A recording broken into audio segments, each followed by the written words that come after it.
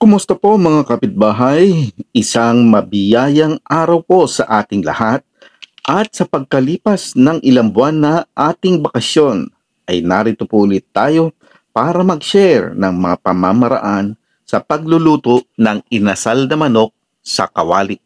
At ang lahat pong yan ay aming ibibigay sa inyo pagkalipas lamang po ng ating maikling intro.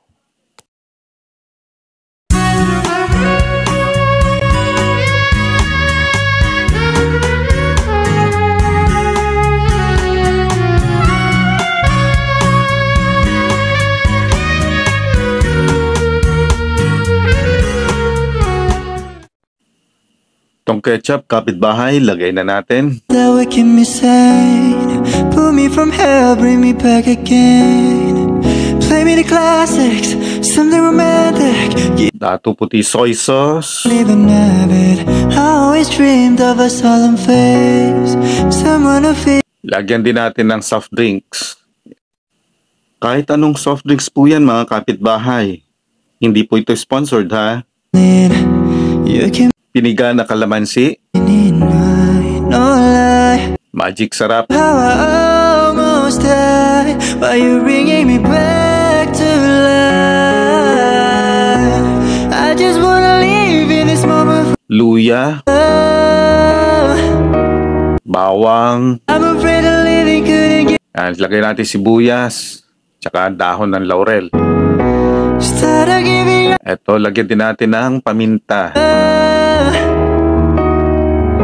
Until you give up. Konting halo-halo lang kapitbahay. You're my angel, angel baby, angel. You're my angel. At sindihan natin ang ating kalan sa medium heat lang po. Tsaka natin ilagay ang mga manok natin. Baby, can you be my friend? Can you be? Takpan natin at pakuluan. Ayan, lagyan natin ng asin. I need somebody. To taste lang lagi ito mga kapitbahay ha. My worst. No. Budburan na rin natin ng 2 kutsarang pulang asukal or brown sugar. Takpan at lutuin natin ng mga Need time to see me. 15 minutes. Slide. Tell me as your family. Halu-haluin. Huwag natin kalimutan halu-haluin para mabaliktad siya. You came out of blue on a rainy night. No lie. I tell you how I almost died. Why you bringing me back? Takpan natin at ipagpatuloy ang pagluluto. At ito na kapitbahay. Medyo natutuyo na po ang sauce natin dito. Bonita, nita, niga. At mga kapitbahay, maglalambing na po ako sa inyo. Please naman po, paki-subscribe naman po sa aking channel kung hindi pa po kayo nakaka-subscribe. Paki-like na rin at paki-share na lang din po ang ating YouTube channel.